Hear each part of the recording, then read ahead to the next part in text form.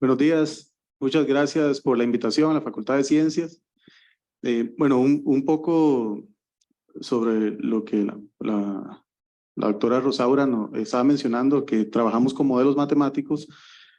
Durante la pandemia estuvimos trabajando sí, con el Ministerio y con las autoridades de salud, básicamente desde el inicio hasta como después de 2 años.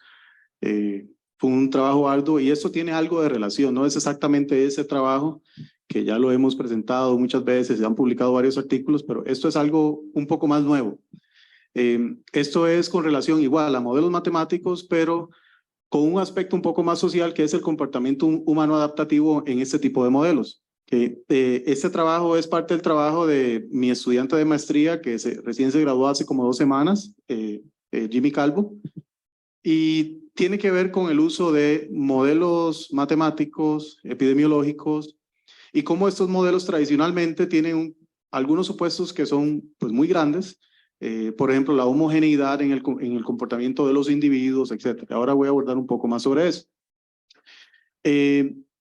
Ya hemos visto recientemente la importancia de un poco de entender la dinámica de transmisión de enfermedades infecciosas con lo que pasó recientemente con la pandemia del virus SARS-CoV-2. Son muy populares los modelos matemáticos. Entonces todo el mundo tiene un modelo, ya sea modelos estadísticos, computacionales, matemáticos, etc. Se volvieron muy importantes. ¿Para qué? Para ver cómo uno podía predecir de alguna forma el comportamiento a corto plazo primordialmente de estas enfermedades. Eso no quiere decir, perdón, que íbamos a poder determinar cuántos casos iban a haber mañana, la semana que viene, sino tendencias primordialmente. ¿Okay? Eso. Los modelos epidemiológicos clásicos tienen que ver con clasificar la población en diferentes estados epidemiológicos. Tradicionalmente, pues susceptibles, que son los sanos, infectados y recuperados. Eso es el modelo tradicional y usualmente están gobernados por ecuaciones diferenciales no lineales, que son ese sistema que ven ahí, que básicamente lo que hace es que modela la dinámica de transmisión de cómo la gente, como tal, interactúa con otros. Entonces, son como, por decir, estamos clasificados en 3, susceptibles, infectados, recuperados, y hay interacción para que ocurra una infección, tiene que haber una interacción entre gente sana y gente enferma. Y eventualmente esa gente se puede recuperar.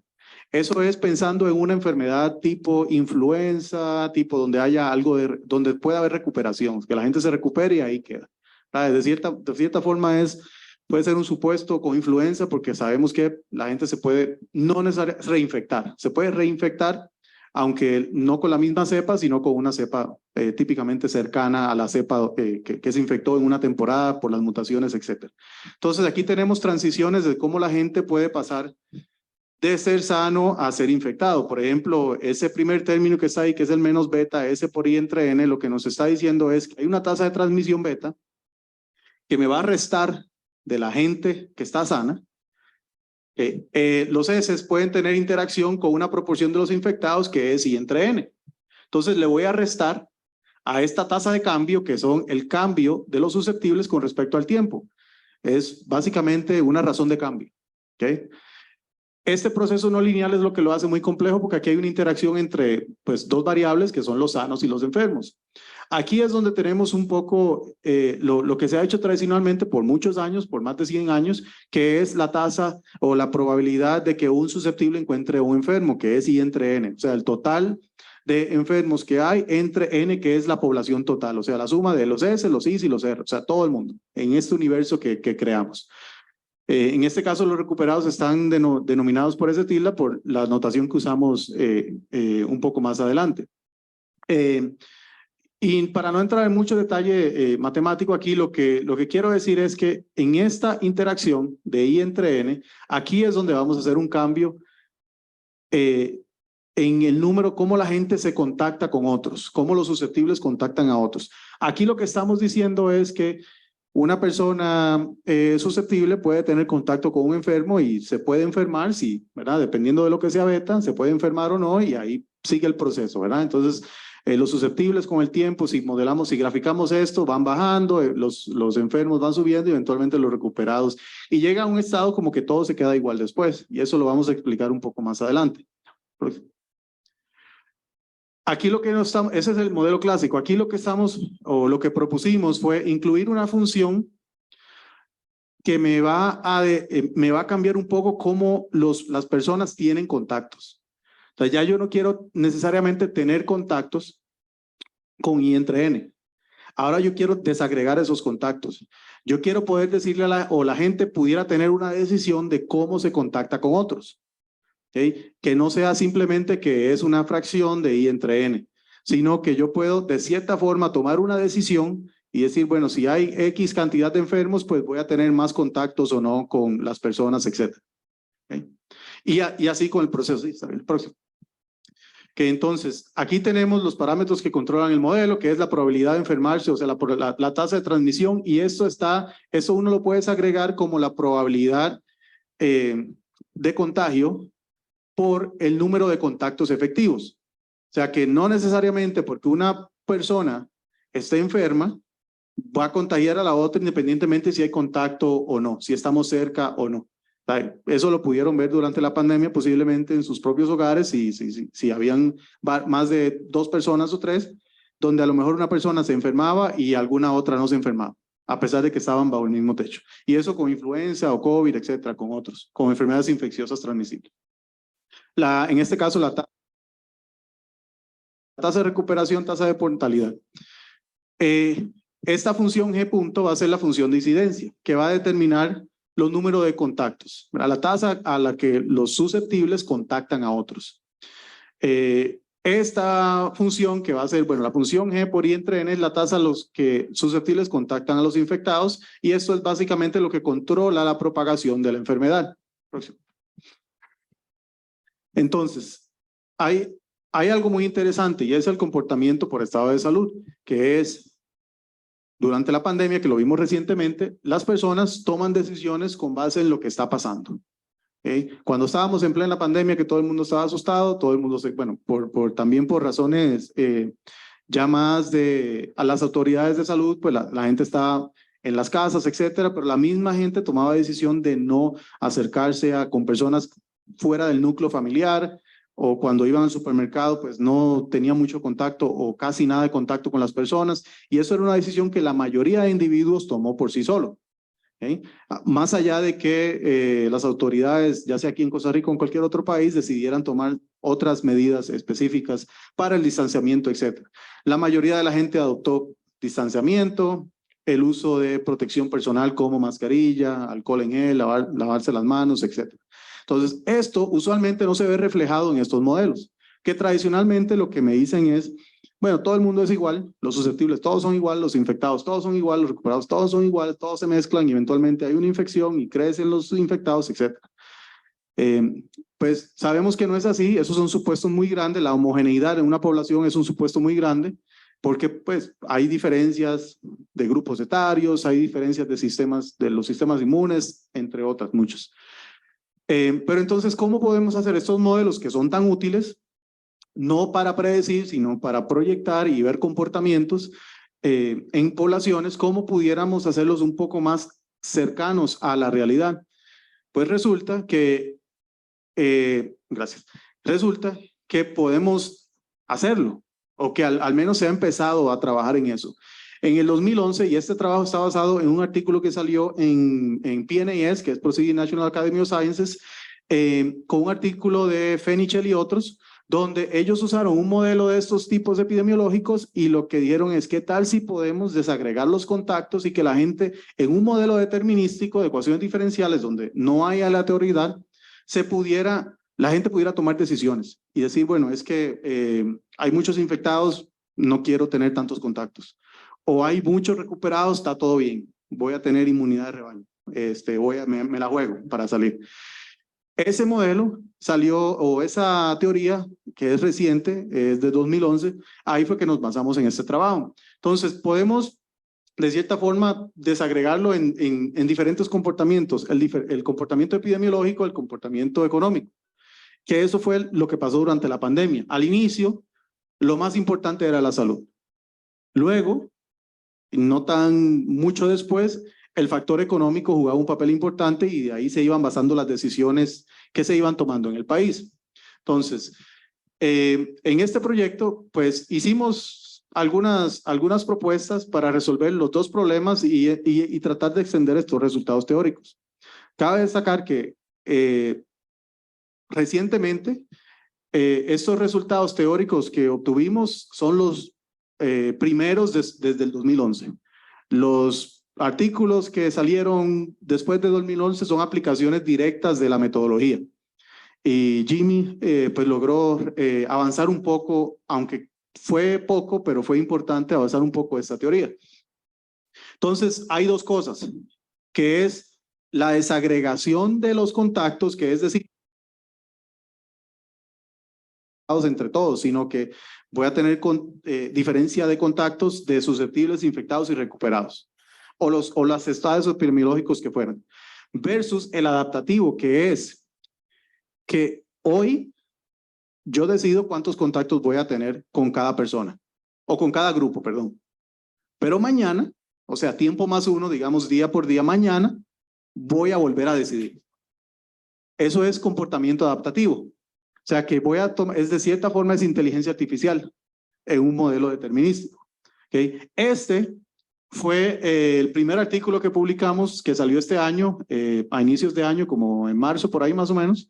Y este es perdón, el anterior. Y el adaptativo es el que estamos ahora trabajando con profesores de la Universidad de Virginia y otros aquí en Costa Rica, ¿verdad? Con algunos colegas. Ahora sí. Próximo. Eso. Entonces, aquí está parte de lo que es esa función S, que ahora yo lo que voy a determinar es, bueno, individuos, la función de contacto va a estar determinada por individuos que tengan contactos, individuos H que tienen contactos con individuo H'. O sea, que yo como individuo, ¿cuántos contactos voy a tener con el individuo que me encuentre?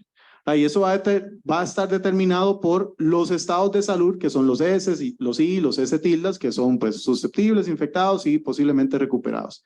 Entonces, yo en vez de I entre N, lo que voy a tener es una función que me va a determinar cuántos contactos yo voy a tener. Y eso me va a ayudar a determinar si, en este caso todavía se mantiene constante, si eso va a determinar una diferencia entre el clásico, que simplemente tenía contacto con la proporción, a si hay muchos infectados, pues yo voy a decidir a lo mejor tener menos contactos con estos. ¿Ah? Porque teóricamente lo puedo predeterminar en el modelo, pero en la realidad eso se traduciría como decir, bueno, hay muchas infecciones de X cosa, entonces mejor pues voy a lavarme más las manos, no voy a salir mucho, uso mascarilla, etcétera. Más o menos, ¿verdad? Porque yo no tengo como rayos X decir, esa persona está infectada con este virus, al menos que sea algo pues que conozca, varicela o algo así. Próximo. Entonces, ahora el sistema se ve pues un poco diferente, es un poco más complejo, y aquí lo que incluimos fue un modelo un poco más complejo por algo que habíamos hecho anteriormente, que es relapso no lineal, o sea que las personas pueden volver a infectarse, pueden volver otra vez a infectarse y puede ocurrir este ciclo. Eso lo hicimos, o ese modelo se hizo primordialmente porque de hace algunos años para acá, hace como más de 10 o 15 años, se ha venido teniendo un enfoque en enfermedades, entre comillas, sociales, como el uso de narcóticos, entre otros, donde hay una recaída. ¿Okay? Entonces se han usado estos tipos de modelos que tradicionalmente se usaban para cosas como enfermedades infecciosas, para enfermedades más sociales, ¿verdad? Donde definir un mecanismo de transmisión pues es muy difícil. ¿Verdad? Como decir, yo cómo convenzo a X persona de que use un narcótico. Eso no es tan sencillo. Sin embargo, una enfermedad infecciosa, pues no tiene que tomar decisiones, simplemente el virus se va a propagar o no. O sea, hay suficiente carga viral que la persona va a obtener para reproducirse dentro del organismo, etcétera. Es muy diferente. Entonces, esto es mucho más complejo en general, no este modelo en particular, sino en modelos donde incorporan enfermedades sociales o comportamientos sociales. Entonces, esto lo que causa es que tenga una dinámica pues más rica, más densa y mucho más compleja. Próximo. Entonces, en ese modelo lo que ya puede pasar a la próxima, por favor. No sé, esa, ok, creo que sí. En ese modelo, sí. En ese modelo, lo que tratamos fue de incorporar esa desagregación de contactos a ver qué tanto se diferenciaba de un modelo, del modelo tradicional. Bueno, algo importante y del que ahora voy a hablar brevemente en las próximas diapositivas es, bueno, lo que es un punto de equilibrio, que básicamente es cuando la derivada es cero o cuando esa razón de cambio es cero, que básicamente lo que implica es que no hay cambio, que se queda como estática, como esto.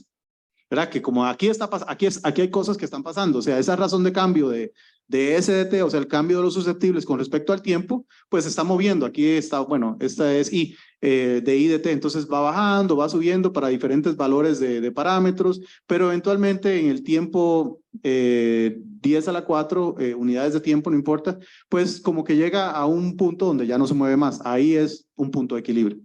¿Ok? Próximo. Y en ese caso era un punto de equilibrio endémico, o sea, donde hay enfermedad, entre comillas.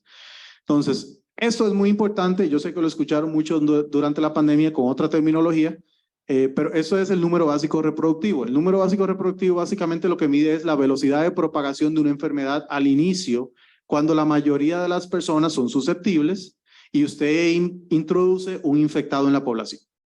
Por ejemplo, la pandemia, el 6 de marzo del 2020, cuando se detectó el primer infectado de COVID en Costa Rica. A partir de ahí, ¿cómo se propaga? Eso se le conoce como la velocidad de propagación. Eso es el R0. ¿Cuántas personas en promedio una persona infectada logra infectar durante su periodo infeccioso? Si yo estoy enfermo con COVID por 7 días, en esos 7 días, ¿a cuántas personas yo logro infectar? En promedio. O evidentemente no a propósito, sino como orgánicamente. Eso es lo que mide esta razón, ¿verdad? Que son parámetros que tienen que ver en este caso con el número de contactos, la tasa de transmisión y el promedio el periodo infeccioso, que en este caso sería 1 entre gamma y mu, que es el periodo de recuperación y la salida natural de los individuos o la tasa de mortalidad.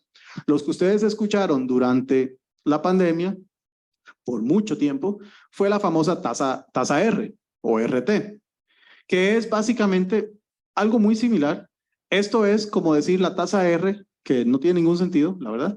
Esto es decir la tasa R, esto es R0 porque es T igual a 0, en el tiempo 0, al inicio.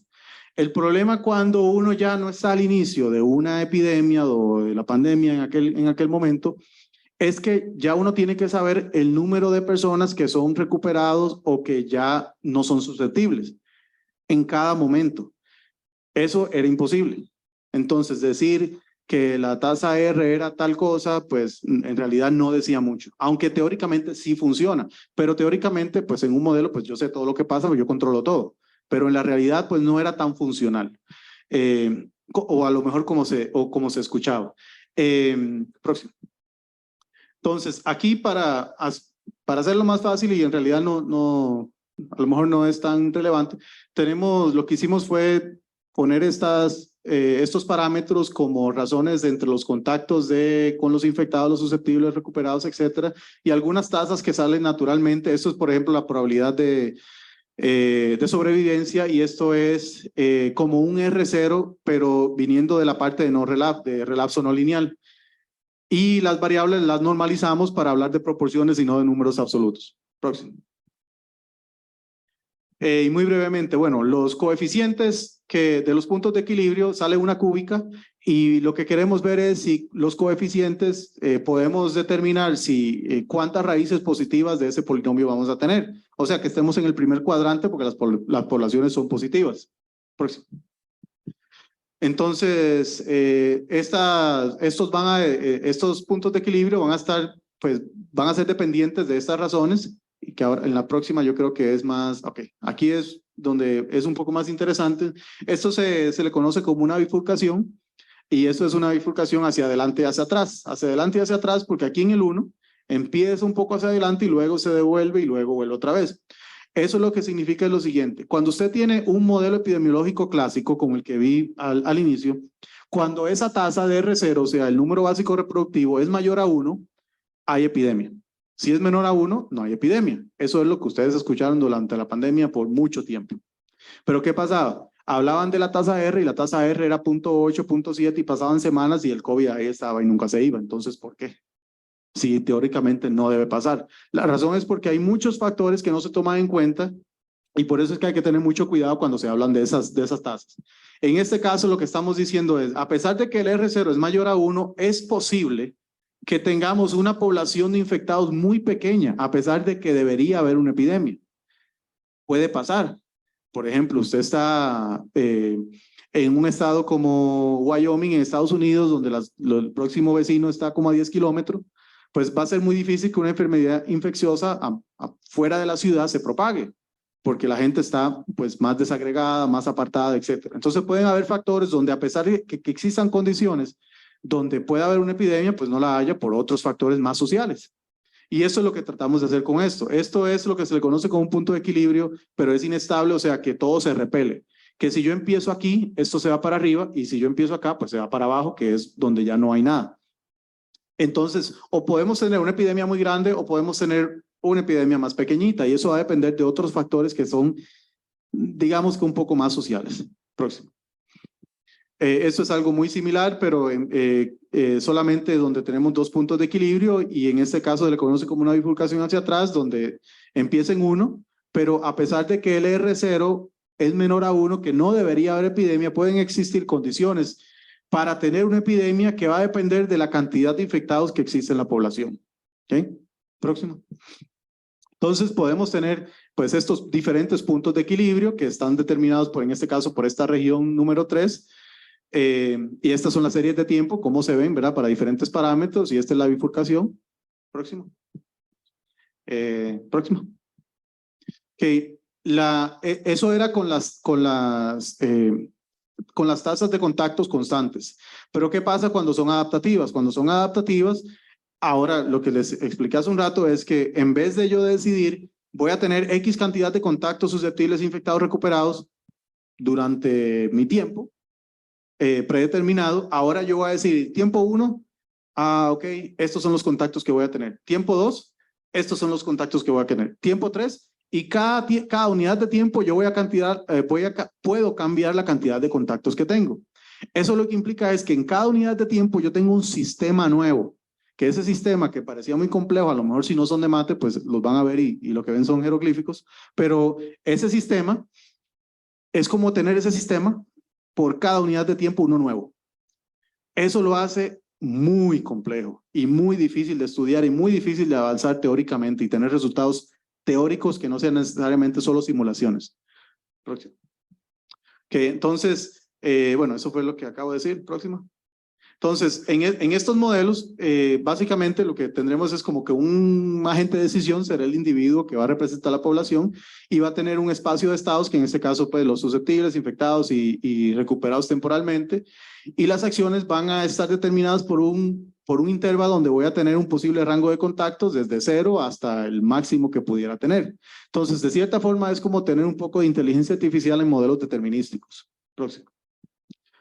Esto va a estar determinado también, ¿verdad? No estoy hablando de todos los detalles porque si no estamos aquí un buen rato, pero esto viene dado también, hay una función de utilidad que originalmente del artículo del 2011 usó una función de utilidad de economía que bueno, yo desconocía, pero ahora la conozco, donde simplemente tiene un máximo y va a estar determinado por el número de contactos que uno vaya teniendo. Al inicio pues tiene poco, va creciendo, eventualmente hay un pico y luego ya tengo menos a medida de que crecen los contactos. Esa función de utilidad fue la que utilizamos en el primer artículo y luego eventualmente pues usamos otras funciones de utilidad y eso todavía lo estamos explorando un poco. Próximo.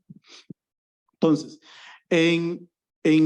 pudimos implementar el adaptativo completamente, computacionalmente lo tenemos ya implementado y estamos haciendo simulaciones, aunque sí hubo avance teórico, es pues bien limitado y estamos trabajando en eso todavía, pero vamos a ver si eventualmente podemos lograr un poco más. Yo creo que sí, pero todavía no.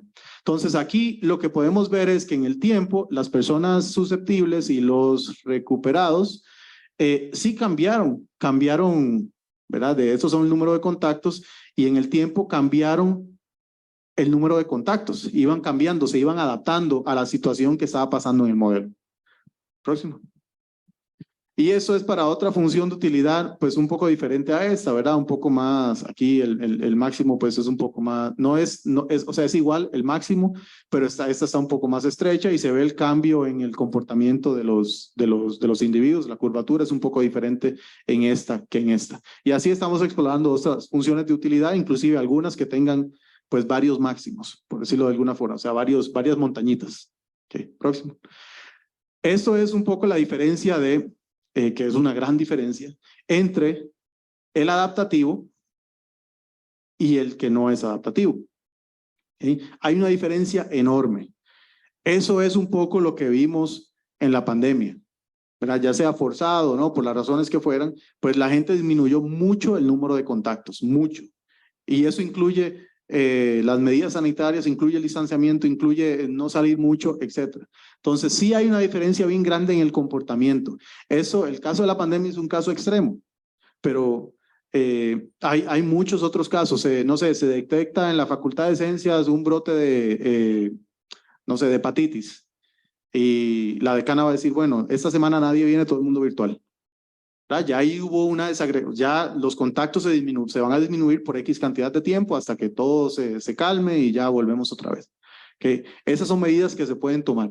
Okay. Próximo. Ya ya estoy terminando, esto es una de las aplicaciones que estamos trabajando ahora mismo es aplicarlo a ese modelo de redes que usamos durante la pandemia, que es un grafo básicamente y en donde cada persona es un nodo.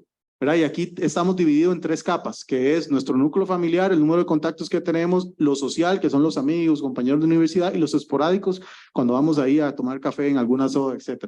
Entonces, cada individuo en la red tiene estas 3 capas de contacto. O sea, cada nodo, por aparte, tiene 3 grafos que van a determinar el número de contactos que tiene. Entonces, ahora vamos a implementar esa desagregación adaptativa de contactos a un grafo. Y eso, bueno, ya lo tenemos implementado, pero todavía no estamos listos para presentar los resultados que tenemos.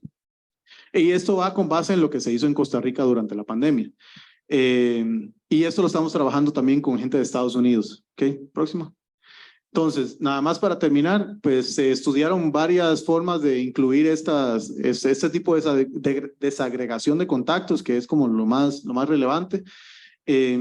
Y traen muchas ventajas porque es una forma nueva de estudiar estos modelos determinísticos, aunque ahora todavía muy limitados por los avances teóricos que son muy pocos todavía, pero que son muy prometedores porque las diferencias son pues muy grandes, ¿verdad? Y además de ser muy interesantes. Próximo. Gracias y la última después de gracias. Una más.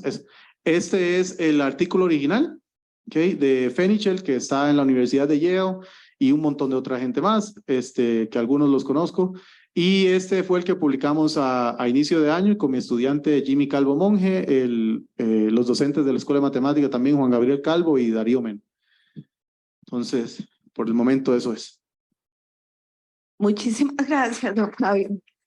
Esto no puede dejar de pensar en la famosa pandemia, ¿verdad? De todo el trabajo y toda la información que fue posible recolectar, por dicha, y que ahora nos está ayudando para valorar todos estos modelos. Entonces, cuando usted ve hacia atrás y todo lo que pasó, ¿qué piensa usted que se pudo haber hecho diferente o no, luego de toda esta información y datos que están obteniendo? Sí, bueno, eso es una muy buena pregunta, ¿verdad? La visión hacia atrás es un poco 2020, pero al menos con respecto a lo que nosotros hicimos, pues hay muchas cosas que se pueden hacer. Primero que fue un trabajo de un equipo al menos de mi equipo, eran 7 personas trabajando en esto, pues literal todo el día, todos los días, por casi 2 años. De las cosas que se pudieron haber hecho mejores, por ejemplo, de parte de lo que nosotros estábamos utilizando, tener una mejor, bueno, algo que es general es comunicación. Y de parte de nosotros y de parte literal de todos los demás, la parte de comunicación fue esencial y fue pésima en general. No solo en Costa Rica, sino a nivel global casi fue un desastre. La parte de comunicación, cómo se comunicaba lo que estaba pasando, cómo se comunicaban este tipo de resultados. Y eso no es solo necesariamente como decir que la prensa o etcétera, la gente de comunicación le estaban haciendo las cosas mal, sino es que en general el ruido que se generaba alrededor de todo lo que estaba pasando lo hacía bien difícil. Entonces, eso es una parte. La otra parte es que al menos yo me di cuenta y por eso estamos trabajando en estas cosas, la parte, los componentes sociales. Entonces, años de años trabajando en modelos epidemiológicos. Yo me interesé en la parte social hace muchos años ya, pero por alguna razón nunca trabajé con nadie de sociales. Simplemente yo decía, bueno, voy a incorporar o voy a trabajar en este problema social, pero nunca trabajaba con alguien de sociales. Durante la pandemia, nosotros hicimos un modelo donde habían componentes sociales. Nunca le preguntamos a nadie de sociales. Es como con lo que el profesor acaba de presentar, ¿verdad? De los antibióticos, que por cierto hizo un proyecto hace más de 25 años de resistencia de antibióticos, con un componente matemático, pero con yo empezar a hablar ahí y a decir cosas del que yo no sé, osos perezosos, hoy me enteré que no eran osos, vamos a empezar por ahí. Entonces, nunca habíamos, bueno, yo nunca había pensado en, bueno, debería incorporar a alguien de sociales. Hasta hace como un año que yo dije, bueno, entonces como yo no soy sociólogo, voy a hablar con alguien que sí sepa. Y me contacté con el director actual del Instituto de Investigaciones Sociales y le empecé a hablar de todo esto. Estoy seguro que no me entendió nada. Pero estuvimos hablando y un año después ahora tenemos un proyecto CREA que involucra estos modelos y un componente social muy fuerte, ¿verdad? Y llevamos ya un año, bueno, un poco más de un año generando las ideas y trabajando en eso. Entonces, mirando hacia atrás, al menos de mi parte, yo lo que veo es la comunicación y poder incluir el componente social para poder estudiar y entender un poco mejor la dinámica de enfermedades como la COVID, especialmente en un momento donde nadie sabía nada, tener un componente social fuerte. Las enfermedades infecciosas son enfermedades sociales. El virus no camina, la gente mueve el virus. El virus no, puede estar en el aire, pero no va a estar 20 kilómetros, ¿verdad? Yendo a la abuela y después va para otro lado. Sino los virus son muy locales y el comportamiento de la gente es lo que mueve usualmente las enfermedades infecciosas. Muy bien. Entonces eso nos lleva a otra conclusión, que bueno, muchos de estos problemas que hay que remediar, se les encuentra la solución cuando personas de diferentes áreas del conocimiento participan, porque cada vez los problemas que tenemos son más difíciles y requieren de diferentes visiones, puntos de vista, como esta de la parte social, ¿verdad? Entonces, a propósito de lo que se dice, que todo tiene que ser STEM, por ejemplo, ciencia, tecnología, ingeniería, matemáticas, pero resulta que vivimos en un mundo donde la mayoría somos seres humanos, que somos sociales, y por lo tanto también necesitamos de otras disciplinas. Entonces, por ahí eso es sumamente importante, ¿verdad? Entonces, le damos muchísimas gracias a don Fabio nuevamente. Muchísimas gracias.